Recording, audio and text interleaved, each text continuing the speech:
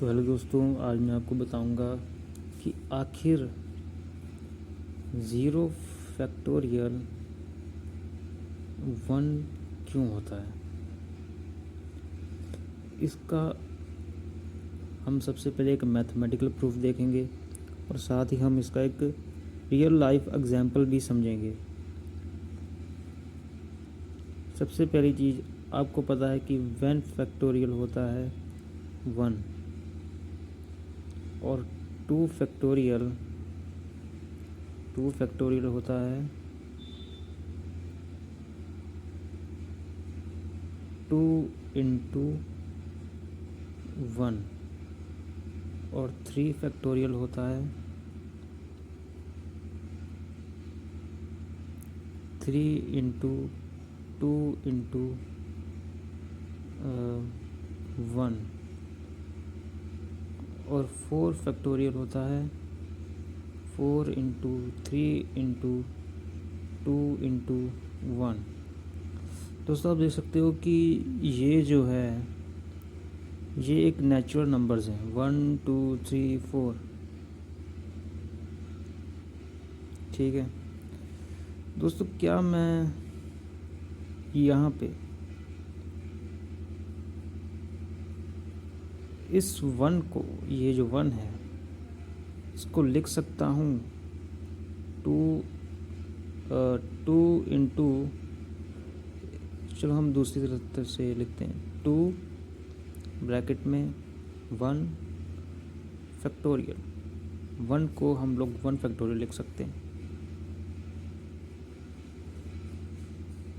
तो क्या मैं इस चीज़ को, ये जो चीज़ है, इसको मैं लिख सकता हूँ 2 फैक्टोरियल, क्योंकि ये देख सकते हैं आप 2 फैक्टोरियल 2 इंटू 1 ही है। तो इसको मैं लिख देता हूँ 2 फैक्टोरियल। तो सेम चीज़ 4 यहाँ पर लिखिए और इस वाली चीज़ को मैं लिख सकता हूँ 3 फैक्टोरियल, है ना, क्योंकि 3 फैक्टोरियल यही है 3 इंटू 2 इंटू 1, 3 फैक्टोरियल। आप देख सकते हो यहाँ पे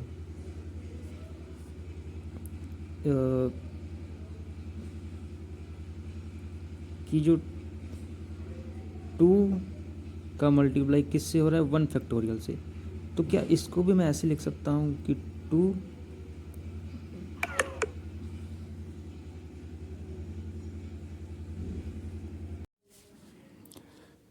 तो दोस्तों, अब ये जो 2 फैक्टोरियल है, अगर आप ध्यान से देखें तो यहाँ पर मैं लिख सकता हूँ जो 2 3 4 है, ये एक नेचुरल नंबर है। ठीक है, तो इसी के फॉर्म के हिसाब से मैं लिख सकता हूँ इसको n फैक्टोरियल, है ना, जो 1 2 3 4 है उसको मैं n फैक्टोरियल लिख सकता हूँ क्योंकि नेचुरल नंबर है। और यहाँ पर भी सेम पैटर्न बन रहा है 2 3 4, तो यहाँ पर सीधा मैं n लिखूँगा। फिर अब देख सकते हो कि जो यहाँ से मल्टीप्लाई हो रहा है 2 के साथ 1 फैक्टोरियल मल्टीप्लाई हो रहा है, और ये 2 से एक छोटा है, एक कम है, मतलब 2 माइनस 1, 2 माइनस 1 मतलब n माइनस 1 माइनस 1 फैक्टोरियल। आप देख सकते हो 3 है, 3 से बस एक छोटा है, मतलब 3 माइनस 1 फैक्टोरियल, और 4 यहाँ पर 4 माइनस 1 का फैक्टोरियल। सेम एक तरह से ये पैटर्न बनता चला जाएगा और हमें एक फार्मूला मिल जाएगा। और ये जो फार्मूला है यही है यही है फार्मूला ऑफ फैक्टोरियल का। अब इसी से आप लोग 0 फैक्टोरियल भी फाइंड कर सकते हैं। बस आपको n की वैल्यू 0 रखनी है, n की वैल्यू आपको 1 रखनी है। तो ये आ गया 1 फैक्टोरियल 1 माइनस 1 का फैक्टोरियल। तो 1 फैक्टोरियल 1 ही होता है, ये 1 और ये 0 factorial into 1 is equal to 0 factorial. तो आप देख सकते हो कि 0 फैक्टोरियल का जो आंसर है वो 1 आ चुका है। ये तो हो गया मैथमेटिकली। अब हम थोड़ा सा ना मतलब कुछ रियल लाइफ एग्जांपल के तौर से समझेंगे। आपने कॉम्बिनेशन तो पढ़ा ही होगा। कॉम्बिनेशन आपको पता होगा, कॉम्बिनेशन का एक फॉर्मूला होता है, वो कुछ इस प्रकार से है, NCR is equal to n factorial n minus R का फैक्टोरियल r फैक्टोरियल। तो ये फॉर्मूला ऑफ कॉम्बिनेशन है। इसी की मदद से हम समझेंगे कि रियल लाइफ एग्जांपल एक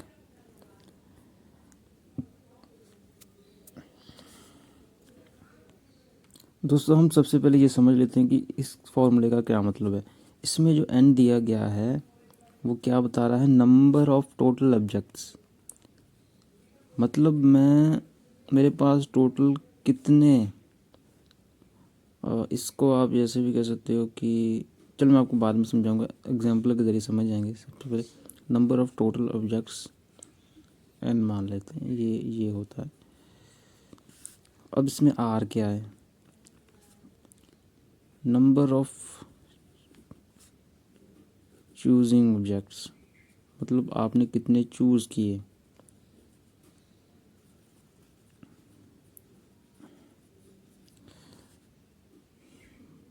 ओके, तो मान लीजिए मेरे पास एक अलमारी है जिसमें 2 बॉक्स हैं, जिसमें मैं यहाँ पर एक आइटम रख सकता हूँ, यहाँ पर भी एक आइटम रख सकता हूँ, एक ही रख सकता हूँ। तो अगर मान लो मेरे पास एक रेड कलर की बॉल है और एक ग्रीन कलर की बॉल है और एक ब्लू कलर की बॉल है, ठीक है, ब्लू बना ही देता हूँ वैसे, ये ब्लू है, ग्रीन, चलो मान लो आप ग्रीन है, ये है कुछ इस प्रकार, मान लो कि ये ग्रीन है और ये रेड है, ये ग्रीन है, ये ब्लू। तो समझ जाओ।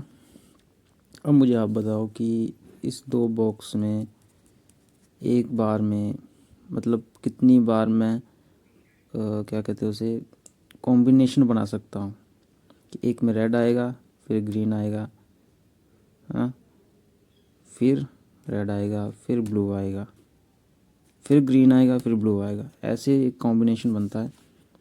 तो ये तो हो गया, मैंने ज़ुबानी बताया। हम इस फॉर्मूले की मदद से भी ड्राइव कर सकते हैं।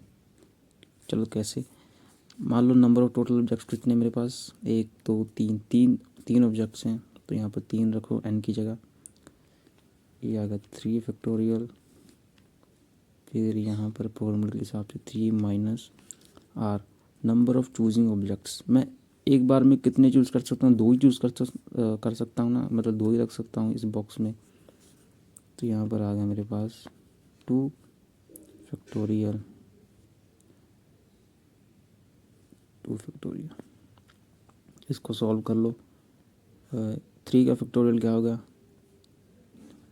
3 इंटू 2 इंटू 1, 6 आ जाएगा।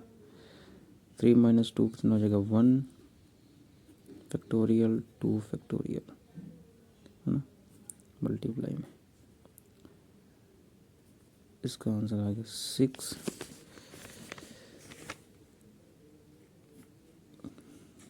1 टू 2, 2 आ गया, 1 फैक्टोरियल का 1 आंसर, 2 का 2, 1 इंटू 2 2, ये कट गया, ये 3। इसका जो आंसर है वो 3 आ गया। मतलब 3 कॉम्बिनेशन ही बनेंगे। आप चाहे देख भी सकते हैं। अगर मैं यहाँ पर एक और बॉक्स बनाऊँ कि सबसे पहले मतलब 3 बार ही मैं कॉम्बिनेशन बना सकता हूँ इसके। पहली बार में अगर मैं बनाना चाहूँगा, मतलब मैं फिर रेड ग्रीन बॉल रख सकता हूँ, फिर मैं रेड ब्लू बॉल रख सकता हूँ, फिर मैं ब्लू ग्रीन बॉल रख सकता हूँ। 3 ही बार में बने हैं ना। चलो ये तो ठीक है। अब इसमें 0 फैक्टोरियल का क्या रोल है,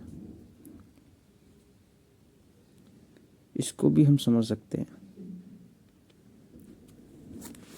एग्जाम्पल के लिए अब मान लो कि मेरे पास एक ही मतलब अलमारी का सिर्फ एक बॉक्स है जिसमें एक बार में एक ही रख सकता हूँ, और बॉल भी मेरे पास एक ही है रेड कलर की। यहाँ पर मेरे को पास एक ही रेड कलर की बॉल है और मैं इस एक ही बॉक्स पे रख सकता हूँ, तो कॉम्बिनेशन कितने बनेंगे आप बताइए। अगर एक रेड बॉल है और एक ही बॉक्स है खाली, तो कॉम्बिनेशन एक बनेगा, सिर्फ एक, और कोई बन ही नहीं सकता। तो फिर फॉर्मूले के हिसाब से अगर देखें n factorial n minus R factorial R factorial, तो n कितने हैं 1 फैक्टोरियल, n माइनस आर कितने हैं 1 माइनस और 1 फैक्टोरियल, और आर फैक्टोरियल कितने 1, वो 1 ही हो जाएगा। तो आप देख सकते हो 1 फैक्टर, यहाँ पर 1 फैक्टोरियल कितना है 1, 1 माइनस 1 0, और इसका आंसर कितना आना चाहिए 1 ही आना चाहिए, तो 1। इसका मतलब 0 फैक्टोरियल क्या हो गया 1 हो गया। आप देख सकते हो मतलब रियल लाइफ एग्जांपल से भी हम समझ सकते हैं कि ये एक 0 फैक्टोरियल 1 क्यों होता है। मतलब अगर एक ऑब्जेक्ट है और एक ही बार में हमें रखना है तो उसका आंसर 1 ही आना चाहिए। उस हिसाब से ये कॉम्बिनेशन फार्मूले के हिसाब से 0 फैक्टोरियल हमेशा 1 होगा। तो दोस्तों वीडियो कैसी लगी, वीडियो अच्छी लगी लाइक कीजिए, सब्सक्राइब कीजिए, और भी आगे मैं वीडियो बनाऊंगा, और साथ साथ में हम लोग एक्सपेरिमेंट भी किया करेंगे इसी साइंस के हिसाब से।